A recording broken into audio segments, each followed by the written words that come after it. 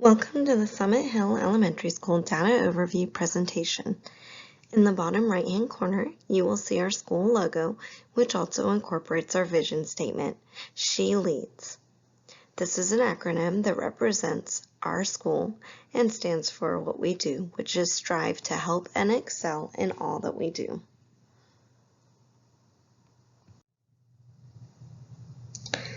The purpose of this presentation is to identify strengths and weaknesses at Summit Hill, including our instructional practices as identified through the results of our CCRPI scores and the CCRPI scores of the district and the state. The team will analyze instructional outcomes in terms of our strategic plan and our 2022 goals as a school to assess and develop instructional practices.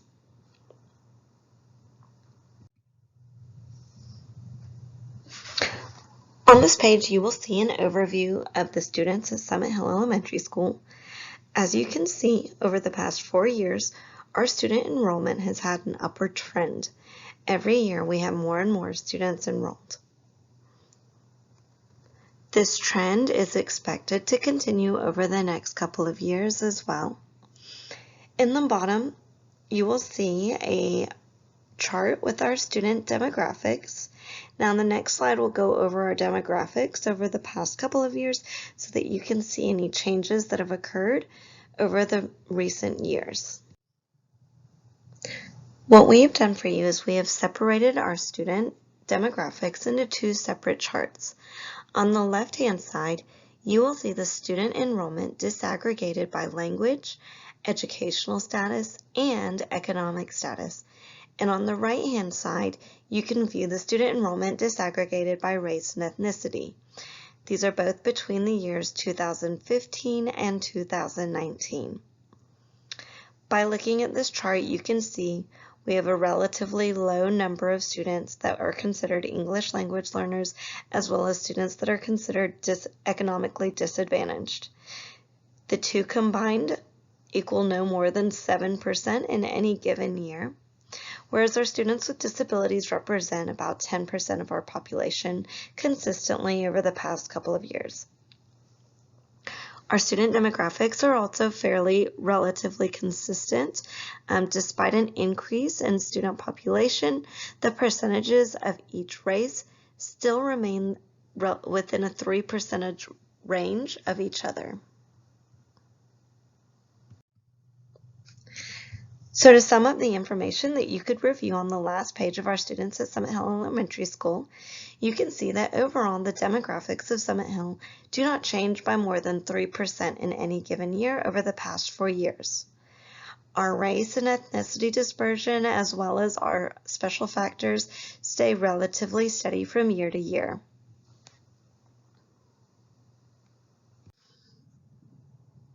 Now let's take a minute to look at the teachers at Summit Hill Elementary School. Over the past 4 years, Summit Hill has employed around 45 to 52 staff members, teachers at the school. Of that population, about half of them have a bachelor's degree while the other half have a master's degree. We do have a very small percentage of teachers that do have a specialist degree or a doctoral degree.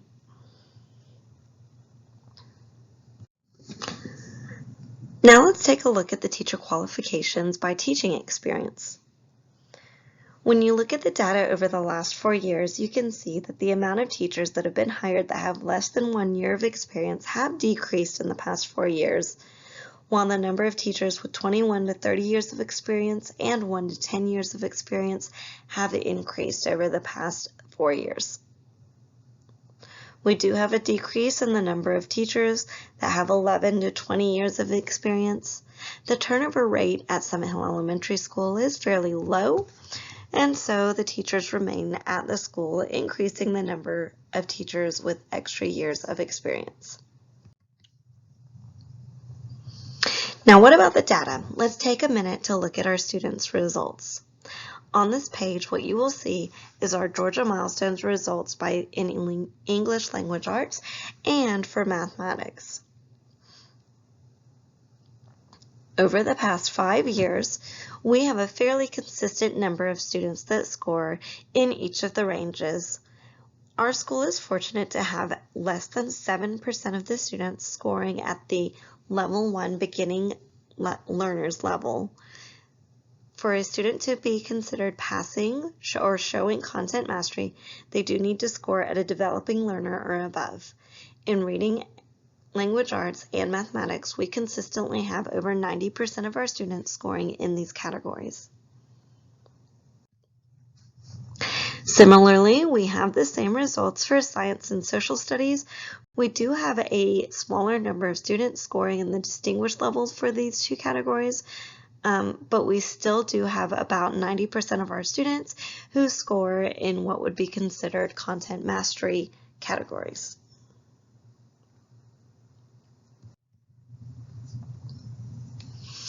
So from these charts, you can see that Summit Hill does have consistent milestone scores. Our scores within each category really don't deviate more than 10 percentage points in any given year. But what does this tell us about how Summit Hill is performing compared to any other school? Schools in the county, schools in the district, or other schools in the state? Those charts really only give you a view of our schools, so it's important to look at other schools to get a better picture of how our students are doing overall. In order to compare Summit Hill Elementary School to other schools in both the district and the state, we are going to look at the results of the CCRPI scores. CCRPI stands for College and Career Ready Performance Index. This is an annual measure of how well schools, districts, and states are helping students to achieve their goals. According to the Georgia Department of Education, it provides a comprehensive roadmap to help educators, parents, and community members promote and improve college and career readiness for all students. Our goal today is to be able to look at the results in order to identify next steps to improve our practices at Summit Hill Elementary School. We will be looking at the results in terms of two separate components, the content mastery component and the student progress component. Content mastery looks at the overall content mastery as shown on the Georgia Milestones assessments. This is where schools receive points based on weighted proficiency rates, and students earn increasing point values for higher levels of performance. So a student who would score in a level 1 beginning level would not earn any points for the school. A student learning at student scoring at the developing learner level would earn a half a point for the school. A student learning in the proficient level would score 1 point, and a student scoring at the distinguished level would score 1.5 points for the school. The other component that we look at is the student progress component. This component helps compare students to academically similar peers. It describes the amount of growth that the student shows relative to those academically similar peers from all across the state. On this chart, you will see where she truly shines. Summit Hill Elementary School has a consistently higher score in terms of content mastery than both the state and the district.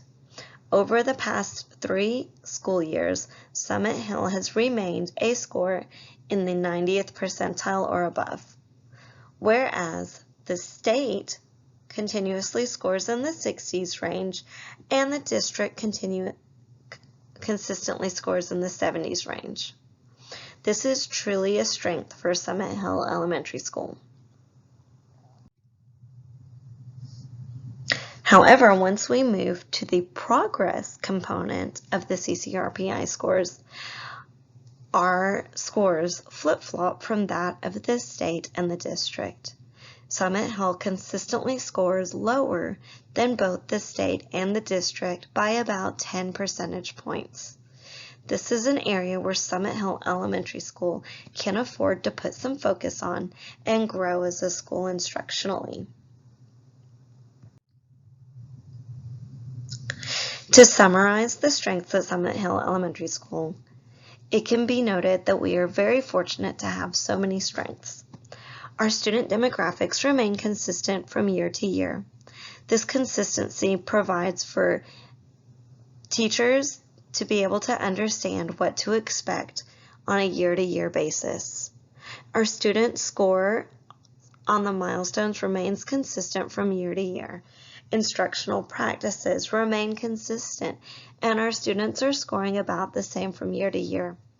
Our students are scoring high as well. We are a school of high-achieving students. Content mastery consistently remains in the 90s and above the state and the district averages. Our students understand the academic content that they are expected to master for any given grade level. Here is a portion of our 2022 strategic plan. This portion focuses on the student achievement piece. Our goal is that by 2022, 100% of our third grade students will read at or above grade level, and 85% of our fifth grade students will perform at proficient or distinguished levels in math. Currently, we have 82.5% of our students reading on grade level and 74.5% of our students scoring at the proficient or distinguished levels in math. This is showing some improvement from the previous year, but not much. This leads to our areas for growth. Although we are very fortunate to have such high achievers at Summit Hill Elementary School, we do have areas for growth. Student progress consistently remains below the district and the state averages from year to year. This means that our students are not making the same progress as academically similar peers across the state. The school also has not made consistent gains towards the 2022 academic achievement goals per the strategic plan. In order to help achieve this goal, the student progress piece needs to be addressed. Our students are high-achieving students, but as a staff, we need to address our instructional practices to truly make sure that we are growing our students to the deepest level possible. So now, as a council, it is our turn to look and consider next steps. Our students are high achieving, but what do we need to do to make sure that they are growing from year to year? We want our students to be competitive and to grow as much as peers that are on their same academic levels. What steps are we taking to achieve our goal of 85% of fifth grade students scoring at proficient or distinguished in math and having 100% of our third grade students reading on grade level? What do we need to do in order to be able to achieve these goals, and what steps do we need to take in order to measure our progress along the way?